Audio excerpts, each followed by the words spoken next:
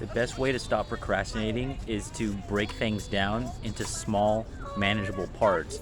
So instead of looking at the entire thing of what you're trying to do or something that you're trying to quit and doing it cold turkey, the best way to do that is to break it up into small, manageable parts. So we often stress ourselves with this big goal that we have in mind, whether we think that's going to take a couple years or a lot of effort, or you don't know how the pieces are going to fall in line. So we end up overloading our thought process with that, because you see yourself starting at 0 and your goal might be at 100, and it intimidates you, the 1 through 99. So what you have to do is you have to break up that 100 into 1, 2, 3, 4, 5, one by one. So individual ones. So 100 individual ones as opposed to a bulk 100, because you're just going to see yourself as not having that result. You're just going to see the other person as having that result. But the other person could have been doing it years longer than you. They could have some sort of advantage that you don't know about, some sort of life circumstance that you don't know, because you're only perceiving what you're perceiving about that person in that mode of time. So you can't just look at someone who has it or someone you think is farther along and then just immediately get intimidated about your own place in that process. So say you're trying to lose weight, and say you have a big gut and you look down and you can't even see your dick, can't even see your feet, because you have this massive gut and you want to lose weight. So instead of just saying, oh, well, I have all this weight to lose and where do I even start? And you're thinking, oh, well, I'm going to get into the gym, I'm going to start running, I'm going to stop eating like crap, I'm going to actually eat healthy. So you have this entire life change that you're trying to do cold turkey, but it often doesn't work because you're psychologically programmed into the patterns that you've been living day by day. So instead of thinking, okay, well, I haven't done any exercise whatsoever and then I'm going to go run a marathon tomorrow, the first step could be just like signing up for the gym membership. The second day could be doing 5 minutes of walking. The third day could be 5 minutes of jogging on a treadmill, and then just go up from there. It doesn't have to be this huge thing that you accomplish tomorrow, because that's where you get overloaded with it. It's like someone that wants to stop smoking cigarettes. If they're smoking a pack a day and say there's 20 cigarettes in a pack, they just think of it like, oh, well, I've smoked 20 cigarettes a day for X amount of years. And then if they try to do it cold turkey, they get that nicotine rush because their body is just psychologically programmed to those patterns. So they can't do it because they go from 20 and try to go to 0, and they freak out and they get all mentally weird and they relapse, and then they go back to just smoking the cigarettes again, and they never make any progress. What you could do is you could cut it down and say, instead of 20 today, I'm going to do 19 today. And then the next day I'm going to do 18, and then 17 and 16 and so on, depending on where your mental strength is with it and how easy it is for you and what your life circumstance is. And there is no timetable in terms of what's the appropriate thing to do for length or what's not correct. So instead of cutting one down each day, the first month you could do 19 cigarettes instead of 20. The second whole month you could do 18. So at the end of the year, you're down to 8, because every month you've cut back 1, and then the other 8 would be the next 8 months. So it could take you a year and 8 months to stop smoking cigarettes, and that's a much healthier way to look at it realistically, based on how far along you are in that process of trying to do something or trying to quit something. Same thing if you're looking at a bodybuilder and that's something you want to do and you want to gain all this muscle. It's like the first day could just be signing up for the gym if you've never done it before. The second day could just be like 5 minutes. It doesn't have to be anything huge. Same thing with a YouTube channel. Something about exponential growth is an area that a lot of people don't understand. So whether it's YouTube, whether it's Instagram, TikTok, any sort of online platform with content, you got to understand the psychological component of that. So when you go to start something and somebody sees, oh, you have 0 subscribers or 0 likes, 0 comments, 0 views, they're just already in their head thinking, oh, well, this is nobody important to listen to, because it's that social proof aspect. It's like, who else agrees with this so I don't look stupid for also following along. That's why if you go to your family members and your friends and you just casually ask them, who do you think are the best artists or who's the best musicians, 9 times out of 10, they're just going to tell you who's on the radio, because that's just how humans are. Just like, oh, who else agrees? Who else thinks that's somebody talented? They're not even aware that that's what they're doing psychologically. So they're just going to turn on the radio and they're just going to say, oh, well, Jay-Z, Beyonce, Drake, Kanye West. They're just going to go down the list of who was told to them of who to follow. Because in their mind, it's like, oh, well, if that person's good, clearly someone else would have indicated that this was good. So if you're starting something at the bottom, you could be the best at it, and they don't even see that you're good at it because they don't think other people agree that you're good at it. So when I started my YouTube channel, I was 21, it was 2015, and the first year of my YouTube channel, I went from 0 to 40 subscribers. And then now where I'm at 6 years later, I'm getting about 40 subscribers every 3 weeks. So there's that flywheel that you have to push. You push a big heavy flywheel. It takes a lot of strength to get one rotation around. And then it's a little bit easier on the second rotation. It's a little bit easier on the third. And eventually you're pushing that flywheel and you don't even have to push it because the momentum is turning it. Same thing with the snowball effect. You start that little tiny snowball in the palm of your hand and you roll it down a hill. Once it gains traction, more snow just collects onto it, so it just grows exponentially in size. So it's that exponential growth. It's like once people see that it's going somewhere, or they feel like they can trust it because enough people have put their trust in it, it just leads to more success and to more positive results. So growing an online platform, you might go very slowly, so to speak, from 0 to 5,000 people, and then the moment you hit 5,000 people, that could take off from 5,000 to 50,000 in the blink of an eye because you've already built that base. So you're trying to do something when it comes to procrastinating, and you're wondering, okay, how come I never follow through on what I want to do? How come I always say tomorrow and I never start?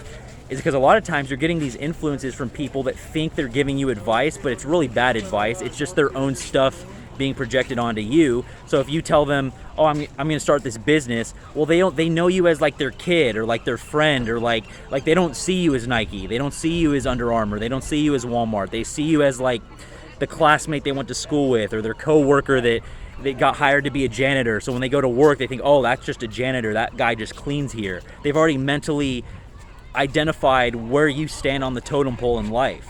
They've already mentally identified what your level is out here.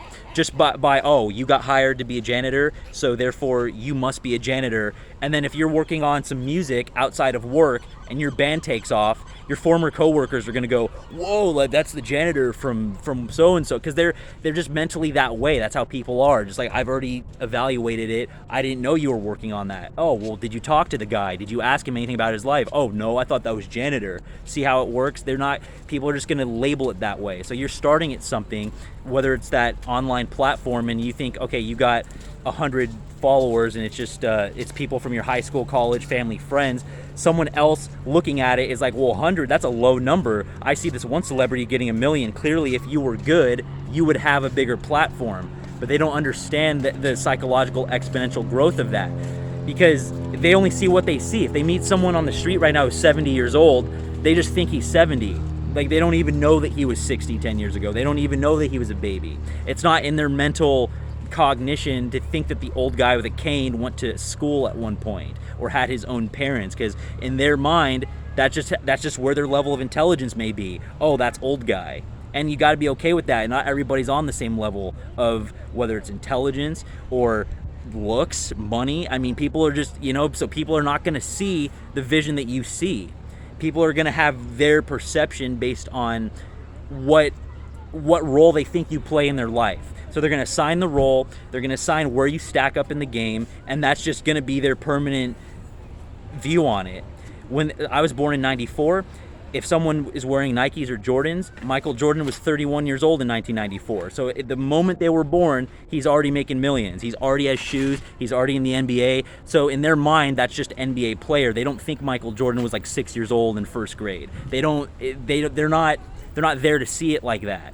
So they're not going to support you in the way that you think they're going to support you. That's why it's always going to come from strangers. It's not going to come from the people that you know, that you grew up with, from your family and your friends. It's not going to come from those people, because they're just going to have that, like, oh, well, like, Jordan always had Jordans. He was always a basketball player. He does that for me. Like, he's playing basketball for my entertainment. He's not his own person that, like, goes through the world. So that's what you got to understand about procrastinating, is that you're getting a lot of this advice from people that they've already evaluated you. So they don't care what you have to say. They don't believe in you. It's just what it is. They don't believe in what you have to say. They're going to talk it down. So it's going to get into your head about why you can't do that. And so that's why a big reason that these people procrastinate on things is because they think they have this good idea and they believe in themselves, but when they go to do it for the first time or try it, it just gets shot down by all these people that have already evaluated it. Like, you go to start a business, people never knew you as a business owner, so they don't get it. So you get into your mind like, oh, maybe I'm not good at this, and then so you procrastinate on it, and you just well, I could do that tomorrow. I could put in the work on that tomorrow because I'm not really getting the support I feel like I should be to motivate me to do it. And so that's why you got to break it down into small steps. I could shave my beard off right now and be completely clean shaven. I can meet someone for the first time. I could tell them, hey, I have the ability to grow this like massive, awesome beard. And because they meet me as a clean shaven person, they're like, well, where's the proof, right? They don't think that you could, like, over time it could grow. Same thing, it's like, oh, I'm starting this YouTube channel. It's like, oh, well, how many subscribers do you have? Like, not the value of the content, not like what your point is, but like, oh, how many other people agreed with it so that I don't look dumb when I give my opinion. And that's what separates leaders from followers. That's what separates the people that win from the people that lose, is because you got to take that step. You got to break it down. So like going from 0 to 100, you got to not think 100 seems far away, because it's just going to get in your head because you're at 0. So yeah, if you think of it like that, like a block of 0 to 100 would be far away. But if you break it down 1, 2, 3, 4, 5 into individual sections of 1, you can do the daily work in order to get there. Trying to change a diet.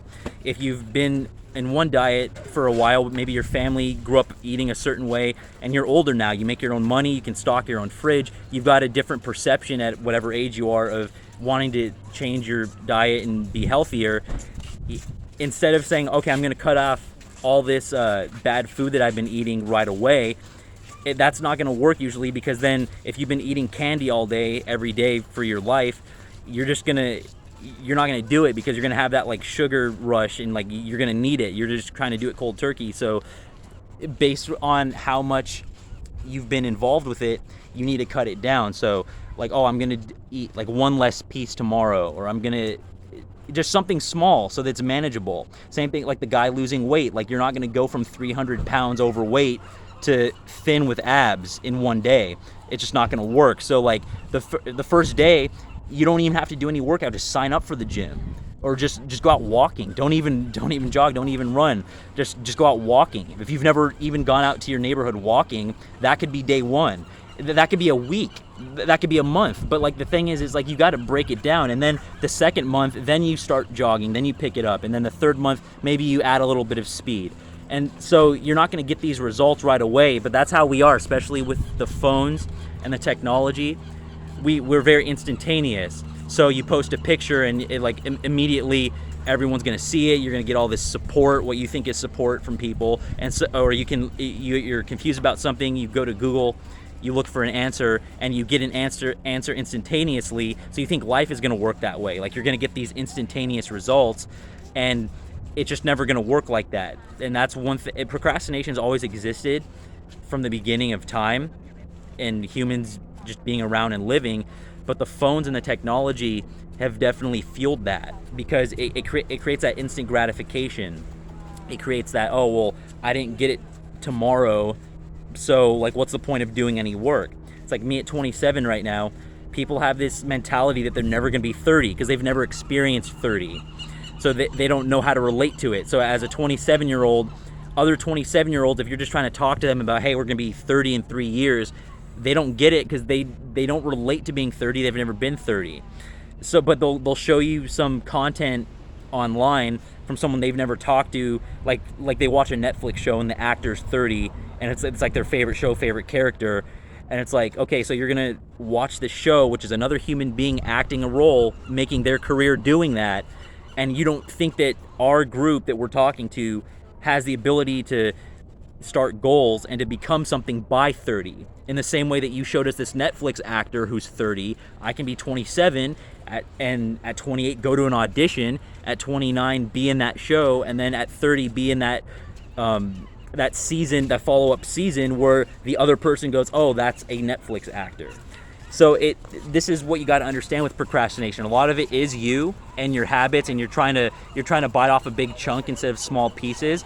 But a lot of it is also these other people around you that really don't know what they're talking about, because people are going to say, like with the Netflix actor, they're going to tell you that acting is not a real job. Or if they know you as Jeff and you go on audition for something where the role is John, they're going to think that you're being this like fake person, like, oh, being an actor is fake, or I don't understand the mindset if someone wants to be an actor. But if you look at their entire life, they're just going to watch other movies, they're going to watch other TV shows. They just don't want you to do it because they've evaluated you a certain way. If you become this actor on a show where that's your paycheck, they're going to start looking at their own lives differently because they think you came from the same place. They think the two of you were on the same level at one point in time. So you really got to keep that in check, the whole came from the same place mentality, because that's how people are. The second they meet you, they're going to evaluate where you stand in the game. The second someone meets you, they already have this, oh, that's what this person is. That's their level in the world. That's what I perceive about this person, therefore that's what this person is. So you're never going to convince someone you know where you're going to be in a few years, because they're not going to get it. And to be honest with you, they don't want you to get it, because if you get it, then they're going to look at themselves like, oh, well, did I not know something? Or, oh, am I doing something wrong? Like, if I started in the same place and they did it, what does that say about me? Am I some loser? That's how people are going to think about themselves relative to you becoming successful. That's what you got to know. You got to have the mental strength to see that.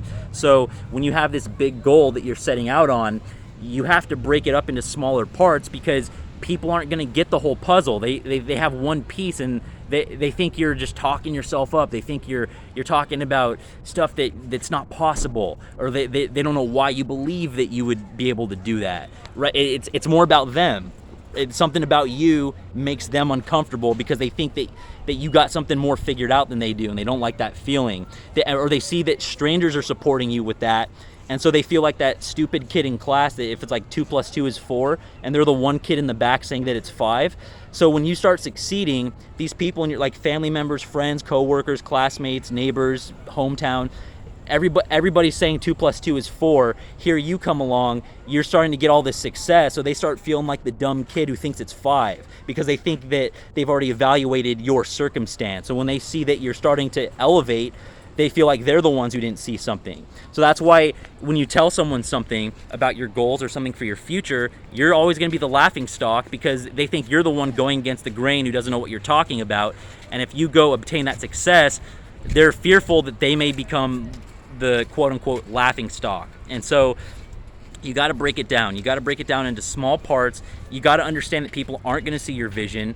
They're not going to understand parts of your life that they're not even there to see. That's if you take a pie chart and you take how many hours of the day you actually spend with that one person, how much does that one person even know about your life? To even, like, when you really think about it, how often do you see someone, even if you were born and someone else, you spent 8 hours a day with them every day for the rest of your life, that pie chart would only be 33%. That's spending 8 hours a day with one person.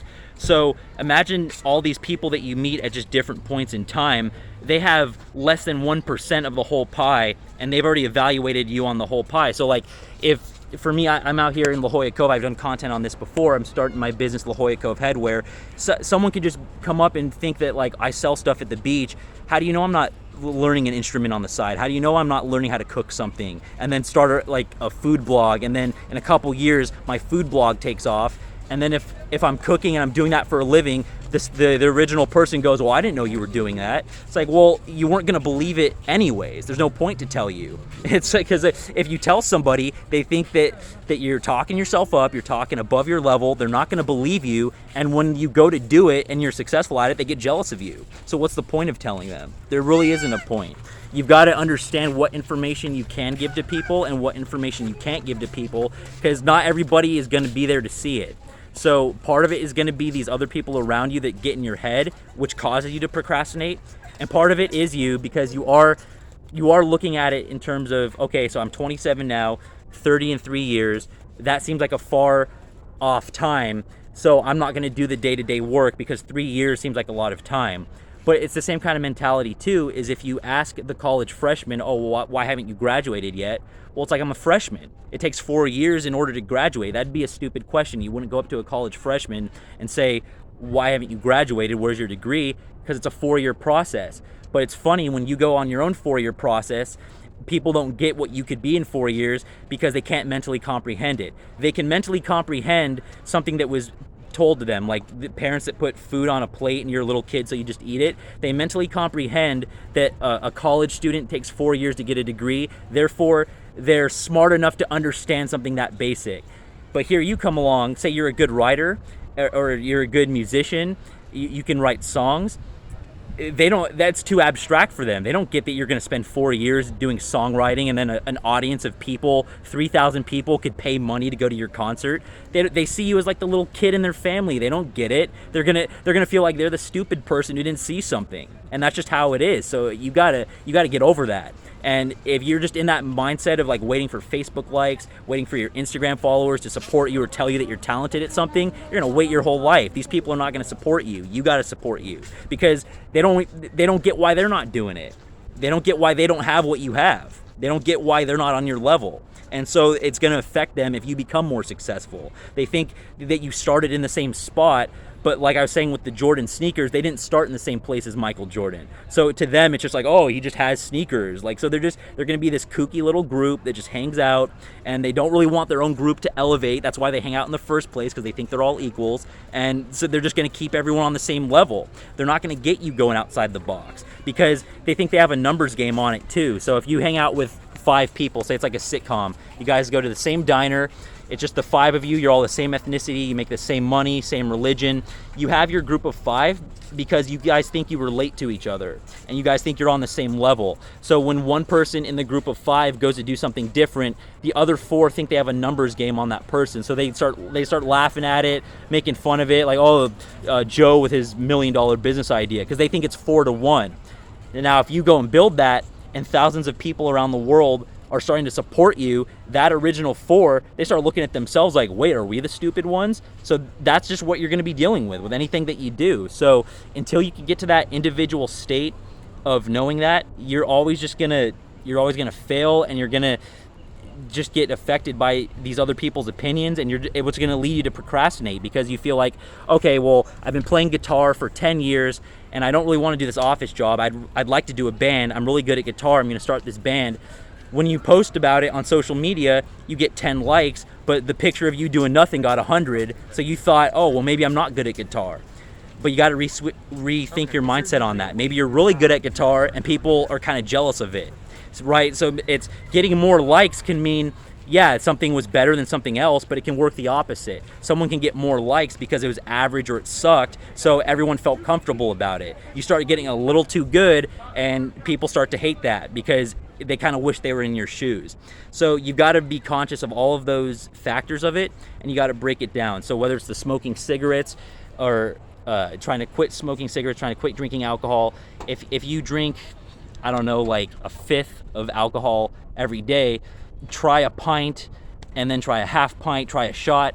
And it doesn't have to be a day or a week or a month. You can break it down. Like I said with the cigarettes, if someone smokes 20 a day and they've done it for multiple years and they just think, oh, well, I'm addicted to nicotine, I can't ever quit. And we all know people like that, but it's like you could quit. Just like the first month, do 19. The second month, do 18. The third month, do 17. Give yourself a year and 8 months to quit, not just throw the pack away, then you go crazy. So break it down into small goals, break your goals down into small parts, and you just need to see it that way so that it's manageable. It's like, okay, I need to lose this weight. I don't have to do a marathon tomorrow.